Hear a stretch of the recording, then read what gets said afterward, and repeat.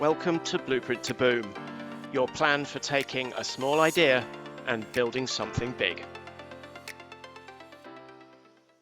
Hello and welcome to Blueprint to Boom, the podcast for small and medium enterprises in the UK. In fact, welcome to the last episode of season 1 of Blueprint to Boom. Now, because of a slight technical problem, scheduling changed slightly. When we did the last recording, I said that we would not be broadcasting after the budget, but the budget has now dropped. More on that in a minute.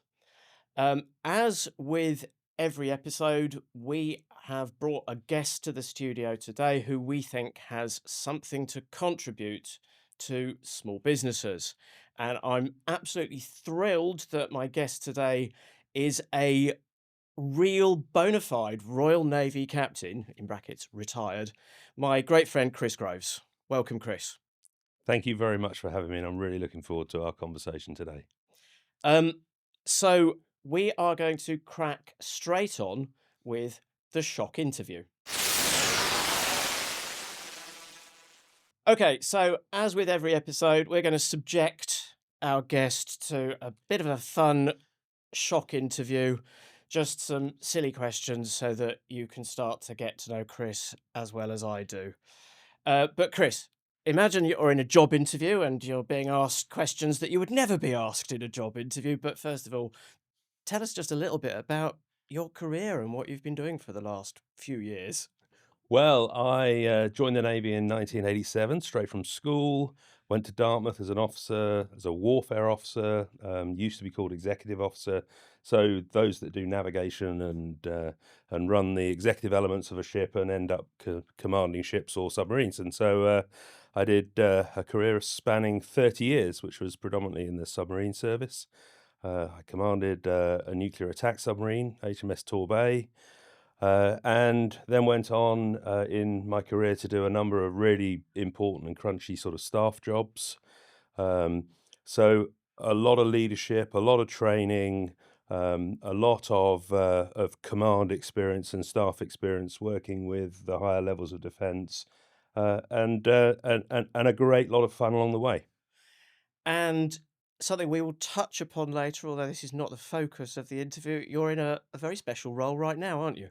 I am, and it's really through my time in the Navy and my career in the Navy in which I find myself as the master tinplate worker, alias wire worker of the City of London. So it's a livery company, one of the 113 livery companies that exist in the square mile in the City of London. And the purpose of these livery companies used to be around regulation of trade and guilds and looking after quality control of various crafts and trades and the way that people looked after their employees and making sure they were paid enough and trying to keep the standards up.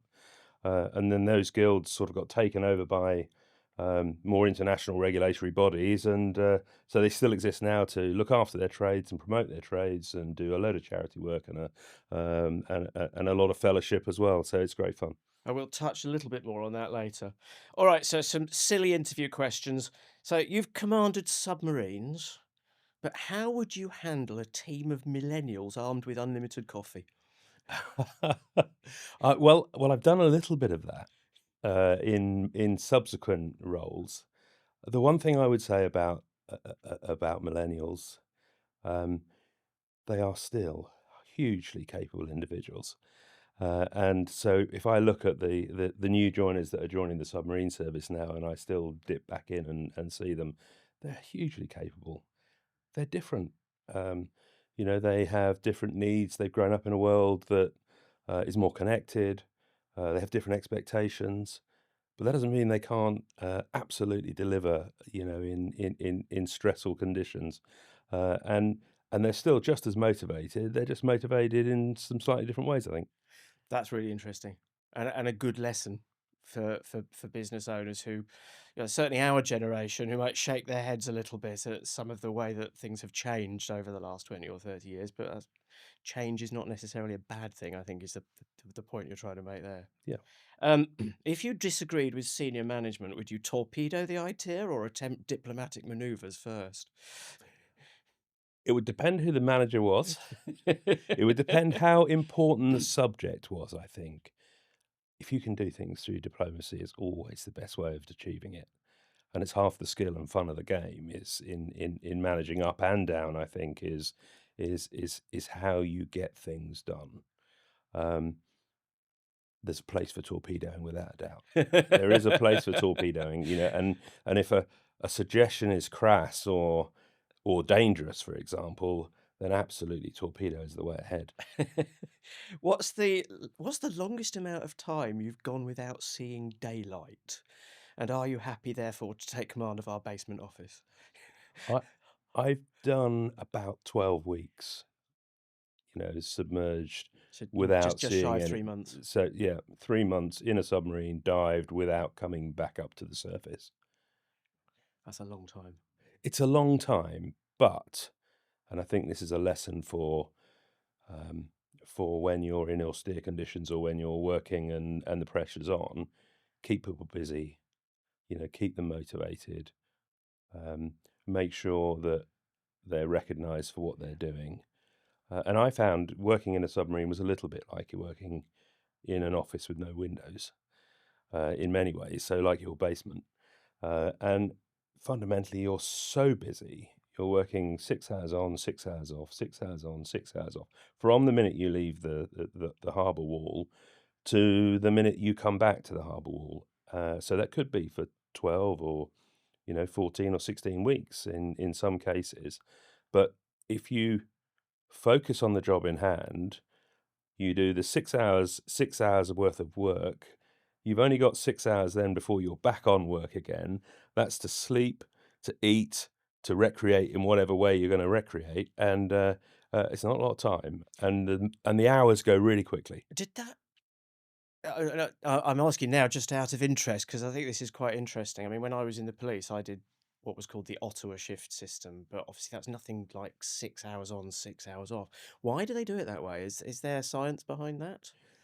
But there is some science behind it, and we've looked at all sorts of things, circadian rhythm, and how people react to different working routines.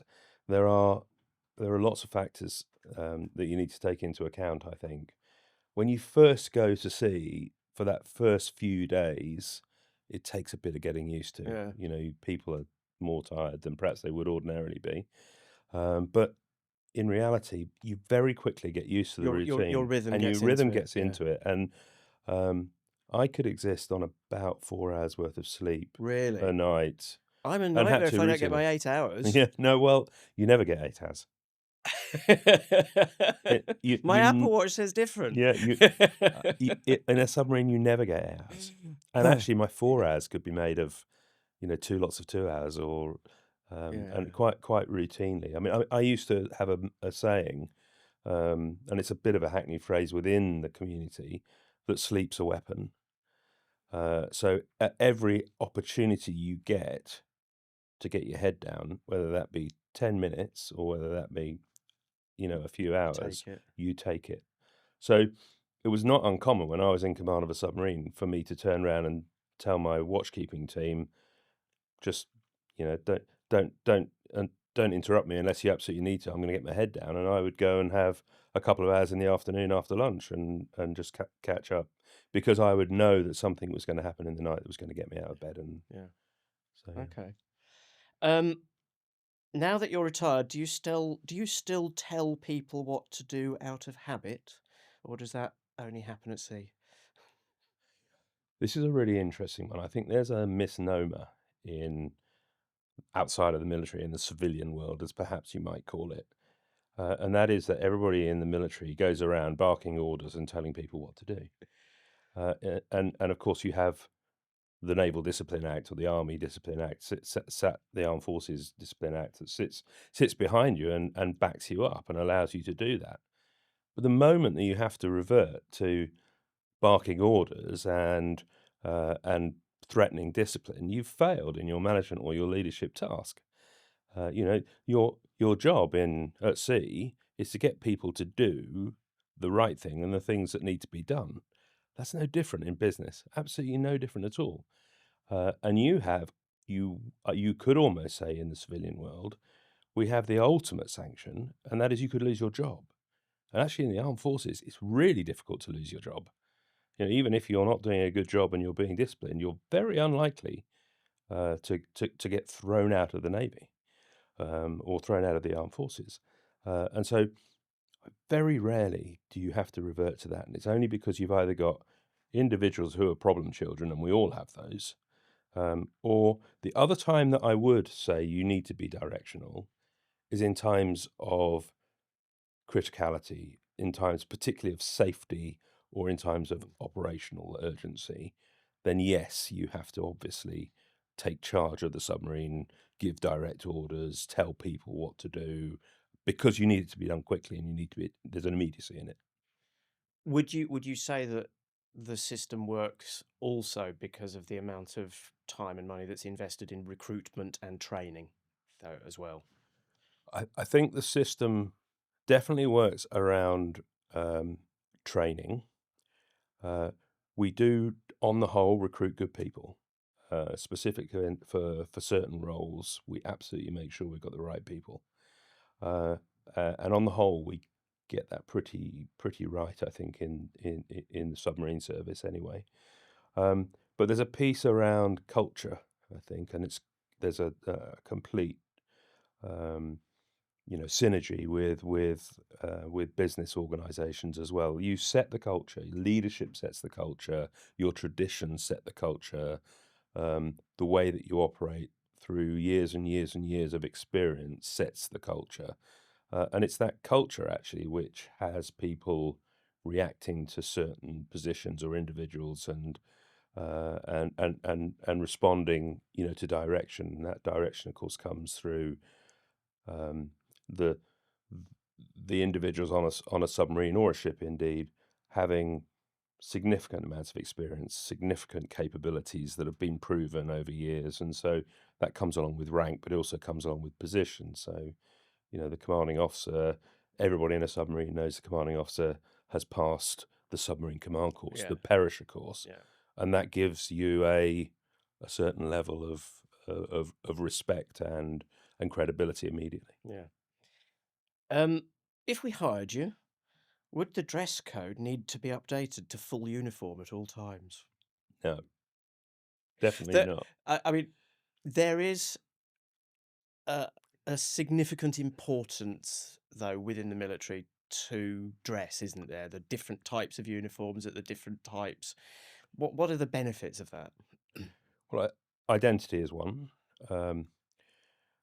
The second is you don't have to worry about deciding what it is you're going to wear to work in the day. Um, That it, can be a problem. it, Yeah, it, that's it, yeah. it can be. The other thing I think though is it provides a level of a standard, if you like, and I have to say that the military has changed with the times, as we all have had to change with the times.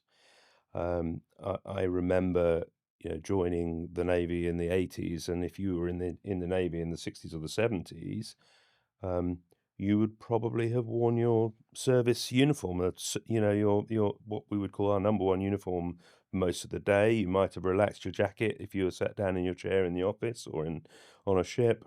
Um, and in the evening, you would have put your mess dress Yeah. on, and certainly if you were duty, you would have been in the bar and with your mess dress, sort of showing that position of authority. Things have changed a bit.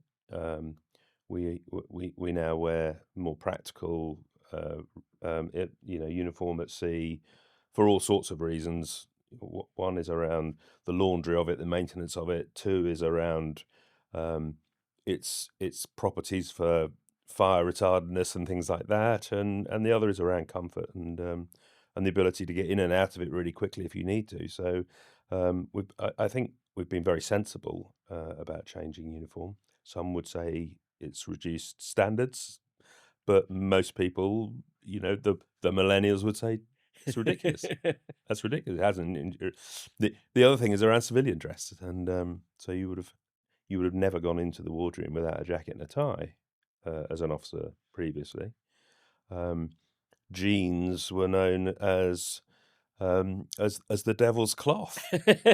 Well, now full disclosure, Chris and I were at a very nice dinner in the City of London last night, and we heard from a guest speaker who talked about some of the terminology in the Navy. And my next question was actually, do we need to rename all the toilets heads in any case? But so just tell us some of those other fun pieces of language that came out last night. Oh, there are so many. There is I mean, I didn't realise there were so many. That was there are so fascinating. many, and genuinely, this is a bit of a plug.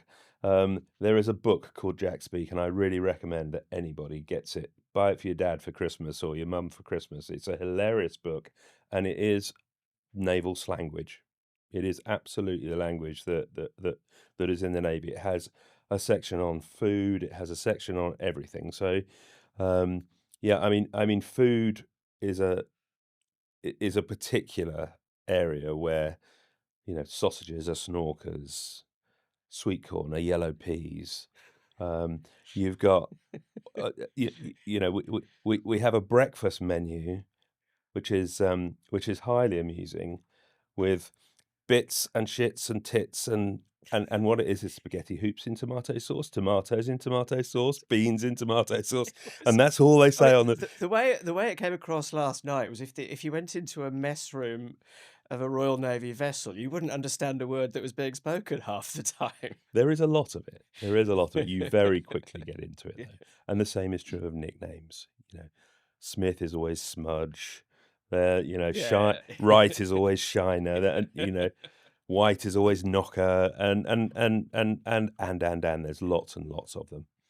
All right, final shock interview question. Most importantly, can you guarantee that nothing in this organisation will go nuclear on your watch? I don't think there's any guarantees, are there? And the problem is external shocks, isn't it? And that's the same for business and the same for defence. And Yeah. you can never quite predict what the external shock is. And therefore, I don't think you can ever guarantee that you might not have to go nuclear. And that's, in the Unfortunately, the way it loose is. Yeah. term of Yeah. of nuclear, you have to do things sometimes which are extreme. Yeah. Okay. Thank you very much, Chris, for participating in the shock interview.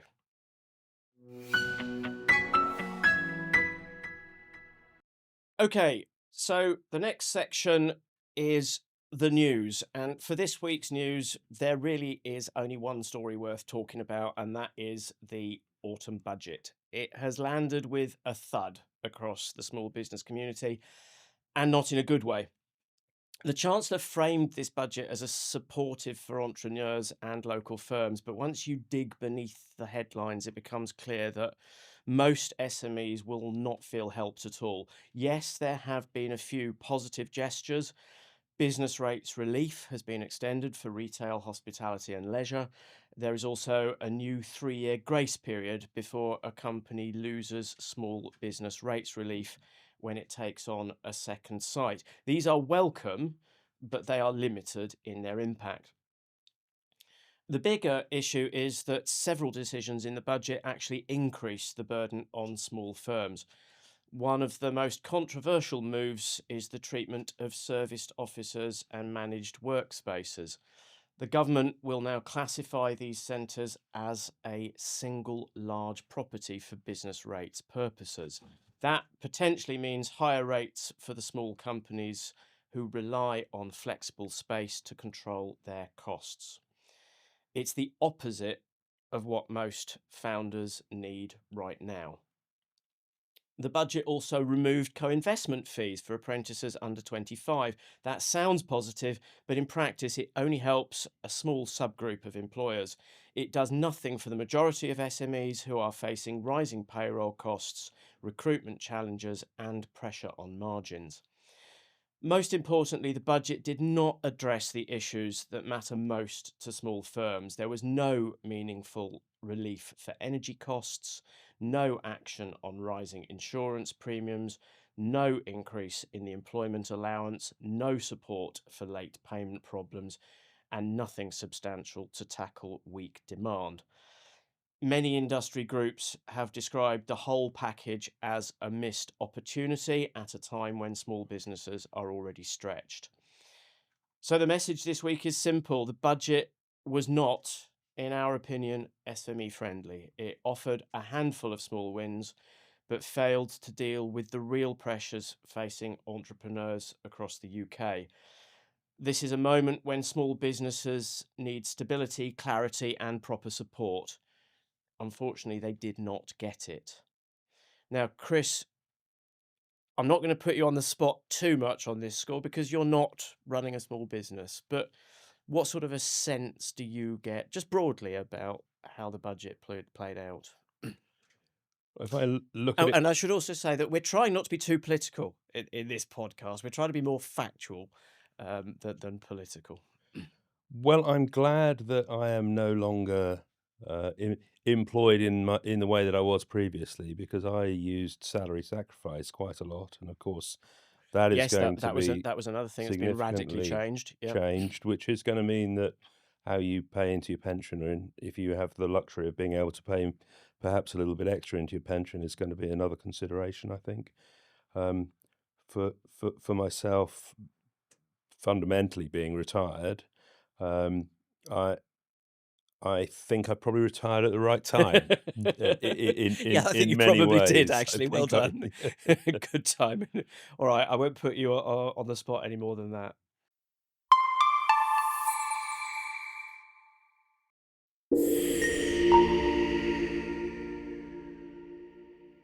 Okay, so now the main section, down to business. Now, you may be questioning why I've brought a Royal Navy captain, in brackets retired, into a small business podcast. But I was talking to Chris some months ago about this project, and I asked him whether he thought there were any similarities between commanding a submarine and running a small business. And he said, yes, absolutely there are. And silly man, that's why he's here today. But again, thank you very much for volunteering to come. How many rough? Well, actually, something I should say is you obviously were privy to, and probably are privy to, some very, very sensitive stuff. So if I ask you a question that you feel you cannot answer, please just say, "Well, I could tell you that, but I'd have to kill you." Okay. Yeah. So I let's could let's tell you that, or I'd have to kill well, let's you. practice that. So what have you bought your wife Claire for Christmas? Well, I could tell you that, but I'd have to kill you. Right, there we go. Okay. But so, right, back to seriousness. How many people roughly are there on a submarine? You have about 138. 138. So a small business, as we've said a number of times, a small to medium enterprise in the UK is defined as up to 250 employees. So I think this is where we were going with this, is that if you take it just as a microcosm, you're bang in the SME space. So when you said to me that leading a submarine and running a small business do share real similarities, what were the first parallels that came to mind? Well, I think leadership, management, training, people development, it's all a human business. And individuals that are in the military and individuals that are in small and medium enterprises, or indeed large endeavours, are still motivated very largely in the same ways and require the same skills when it comes to leadership and management. So very much synergy between the two. I mean, you as a naval commander would have often had to make decisions with limited information. How should a business handle that? When we're having to make decisions, we don't always have the full picture. So how do you handle that? Well, I think you have to trust your experience, your training, and your judgment. And there are times where you have to make judgments decisions. And there are times when you can afford to do significant amounts of analysis. And there are times when analysis is not you either don't have the time to do it, or the decision is so important and so time critical that you need to make it quickly. In which case, you do have to revert to your gut, your judge, your instinct. I always found that making sure you involve your team in decision making when you can is a really important thing to do. That's an interesting point, and so one of the things that I'm finding fascinating about these conversations is that there are threads that are coming out. So a few weeks ago, we spoke to Annie Quigley, who's run Bibliophile Books for a long time, and she said a similar thing, involving the team in the understanding in the decision making process, so they understand why you're making those decisions. And that was something that she was quite passionate about as well.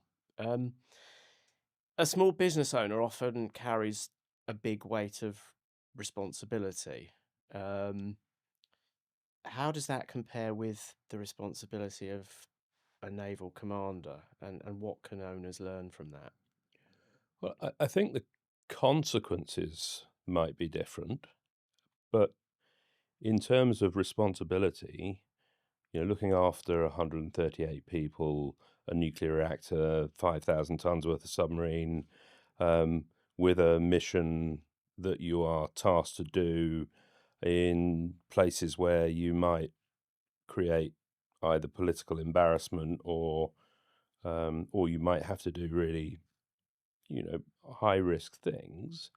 Um, it sounds dramatic. I guess it's what it's what it's about. But those decisions create an element of pressure, stress. I don't think they necessarily create any more pressure or stress than a young entrepreneur who's doing his best to support two people, five people, 10 people, and their livelihoods and their families, and trying to create his own business and success. And so, therefore, I think in in many ways, the how you deal with that are very similar. Just the consequences are slightly different. Yeah, 100% the consequences are different, but stress is relative, I guess, isn't it?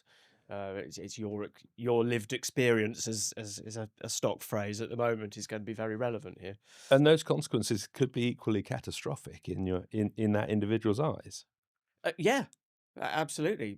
Your business is at risk. Your employers are. I mean, I remember when I started the business, I would pay myself a day after everybody else to make sure that all the payments had gone through. To make sure that the payroll was safe before I took any money myself. And you have the weight of that responsibility all the way through. I think, you can make good decisions though, as long as you understand the mission. And our mission is sounds like a military term, but actually, it's really not. And most big companies and most companies will have a mission, a vision, aims, objectives, and as long as you and your team all understand what the mission I is. really like that. I think that's a really good piece of advice, actually, to understand the mission. Do you think sometimes businesses have lost sight of their mission recently? Oh, I don't know whether or not the whole business has lost sight of the mission. You would hope not. But I think quite often that mission does not get translated to the workforce. And I'll talk about what we used to call mission command, and delegation. And when you're making decisions that need to be made really rapidly, need to be made remotely, it's identical in business as it is in the military, in that if you arm your people with the mission, the vision, the sense of direction, they'll make good decisions. In the absence of you not being there to give them direction and guidance, they will they will know what you want them to do fundamentally, and so they'll make good decisions. They'll certainly make better decisions. I think that's fantastic advice. And leaders in small teams often worry about morale. Um, how did you maintain calm and focus in those enclosed, stressful conditions? And how can an SME owner use similar principles? I think people are what deliver success in the business, whatever business you're in. And very much, I'm a big proponent of look after your people, and your people look after you. I'm a really big proponent in that. So you want your people to be happy in their roles, um, feeling fulfilled, a sense of purpose. You want them to have as good a work-life balance as they can have. Most people, I think, if you give them um, rational argument, will understand when they've got to put the nose to the grindstone and get on and deliver. And there's a time when you can afford to be slightly less dictatorial and perhaps give a little bit more latitude. And there are times when you can't. And in business, that might be, I suppose, in the in the closing stages of a bid process or a negotiation. There's a time where you've just got to get your nose to the grindstone and deliver. Um, and then there are times, perhaps, when it's less critical. And what I think people really want is their management, their leaders, to recognize when those times are and to reward people when they deserve reward. And if they feel they're going to get that, then generally they'll turn to you. How does a small business, though, because in the military you've got the command structure, you've got the discipline, you've got the traditions, you've got the uniform to fall back on when you need to bring it on, when you need to get the nose to the grindstone, when you need to enforce the discipline. A small business on Civvy Street doesn't necessarily have that. So how can a small business owner channel that without those advantages? I think you have to build those advantages and build them quickly. So I think you've got to understand what do you want your business to look like? What's the culture you want in your business? And you have to then set the values that are important to you and important to the business, and you have to live by them. You cannot turn around in management speak and create a set of, a mission, a vision, a set of aims. This is our culture. This is our, Just a tick box yeah. exercise. These are our values, and you put it up as wallpaper all over your office, and then you don't live them, and you don't hold other people to account and live them. And I think leaders need to understand their leadership footprint. What do you mean Then, by that? uh, what do they leave behind when they leave the room? Or what do they leave behind when they're behaving in a particular way?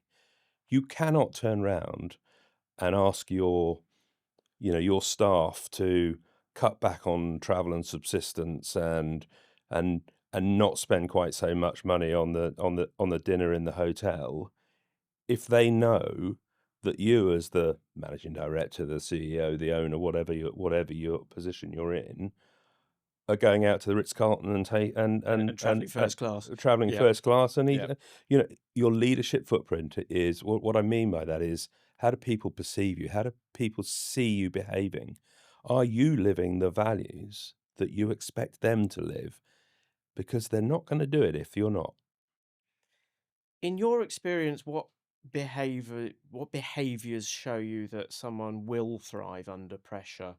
Um, and how can you spot them? I'm thinking a little bit of the recruitment process, and something that we're focusing on a little bit more this year is when we interview people, not necessarily looking at their skills, not looking at what is written down on their CV, but how they come across, what their attitude is. What are the key things that people should be looking out for as these really great team players that are going to help you build your business? I think probably it's the activities and things that individuals have done outside of formal education and work to an extent. So, what are their interests? What have they done in life? Certainly, when I was sifting, applications for interview, I was assuming almost that the applicant would have the qualifications that I needed them to have to do the role. And so when it came to sifting, I was far more interested in the other interests that they had done. And what I was looking for really were people that were self-starters, people that were adventurous, people, because those types of people tend to be more comfortable with risk, more comfortable with making decisions because they've had to for themselves. Team players, um, you know, yes, things like captain of the rugby team, that sort of thing, that demonstrates clear desire to lead, and it generally means that they're good with people. And I think you cannot be a good leader if you're not good with people. How do you weigh risk? Um, I will. Part of the premise of this podcast is that I fully accept that I've made mistakes over the years, and I would say that one of the mistakes that I've made is that I've been too risk averse sometimes. I was brought up by someone who was extremely risk averse, God rest her soul, and that very much rubbed off on me.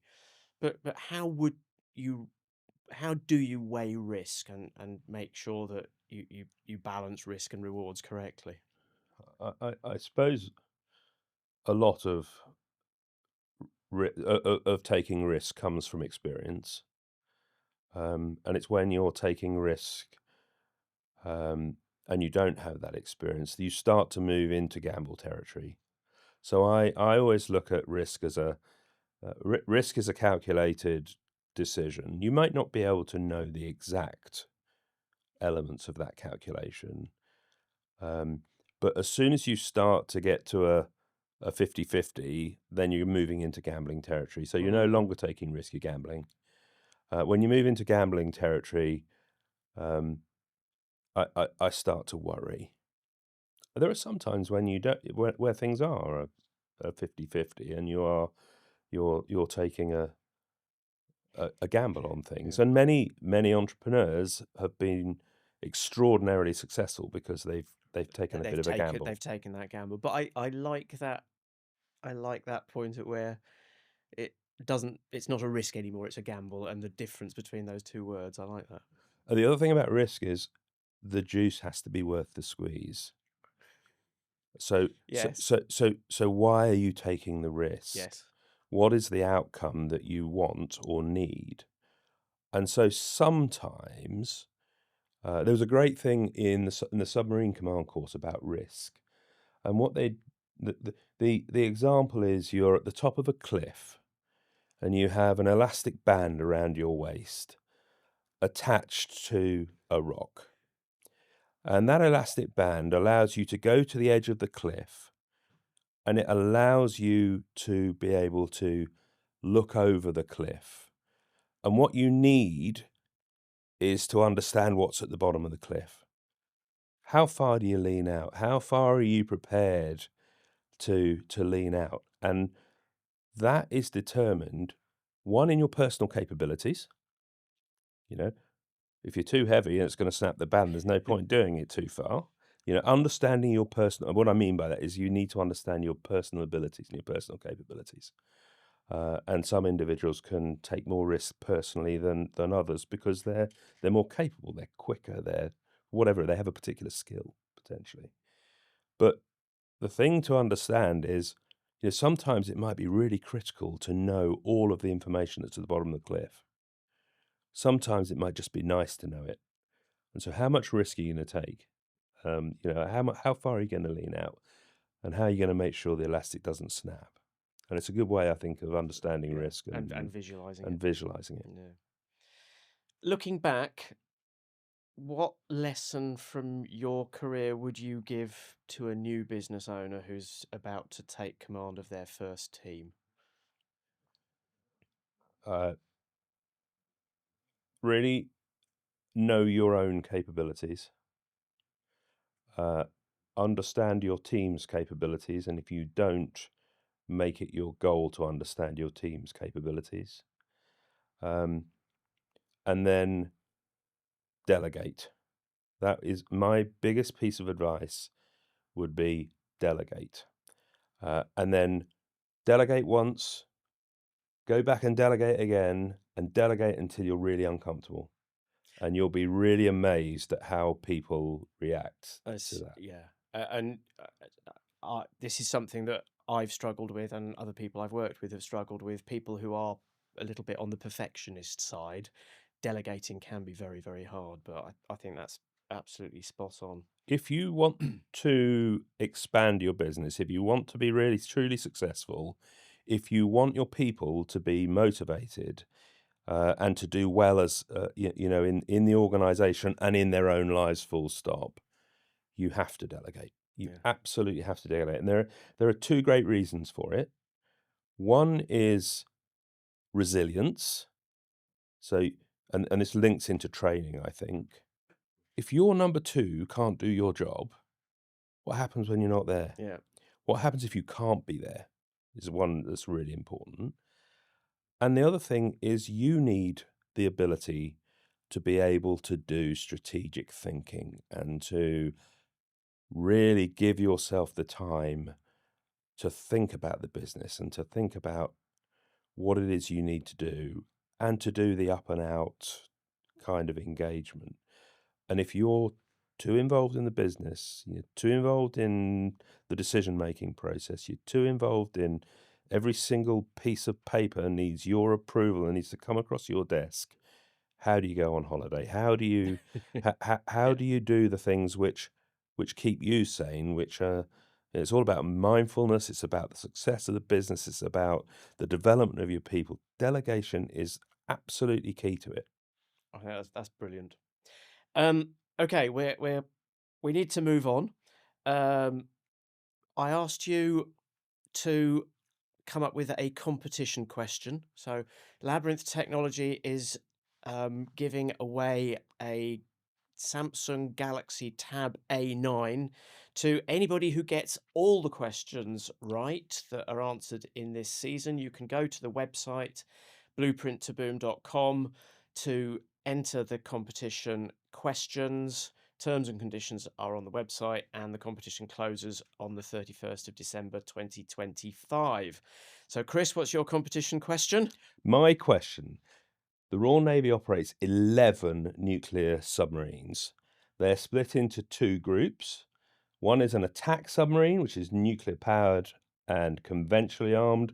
The other is a an SSBN, a ballistic nuclear missile firing submarine. They are two classes of submarine. What are the two classes called? What are the two classes of submarine called that the Royal Navy currently operates? Brilliant. Thank you very much. Um, I said that we would come quickly back to your current role as master of the Worshipful Company of Tinplate Workers, alias Wire Workers of the City of London, one of the ancient livery companies. The purpose of this podcast is not to talk about the City of London or the livery companies, but the livery companies are, in a way, a small business in their own right. So, just in a couple of minutes, tell us about how you're enjoying the experience and how positive you feel about the livery movement. Well, I retired in order to make the most of my year as the master tinplate worker. Uh, I am now about a third of the way through it, and my wife and I are having an absolute ball doing it. It's a real privilege to lead the organisation for a year and to represent the organisation, which is more important. I'm really proud of what it is our organisation and the other 113 livery companies do. So yes, we support the City of London, but we support all of the trades that we're responsible for and involved in, and we support them in all kinds of ways around awards for for excellence in industry, but also for graduates and apprenticeships, and it's amazing what we do in terms of supporting our trade.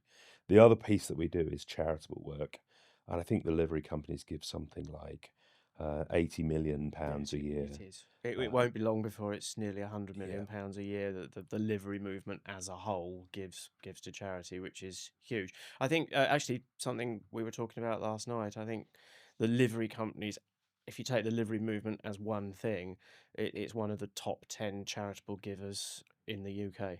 It's an amazing organisation, it really is. And our company itself, we're a relatively small company, but we still manage to disperse about £80,000 a year to all manners of charities, which is a really satisfying thing to be sort of at the head of for a year. And then in terms of the sort of third pillar of activity, it's around fellowship and fun. And so we get together about 5 times a year, and we have some really nice dinners in some great places, and we've got some tremendous people, and it's just a nice thing to do.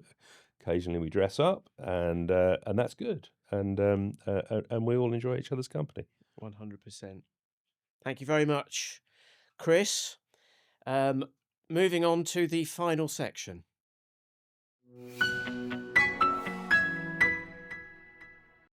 Okay, we are asking all our guests to give our community 3 actionable things that they can put into practice to help them run their business. 3 blueprint bullets to go on the website. So, Chris, what are your 3 blueprint bullets?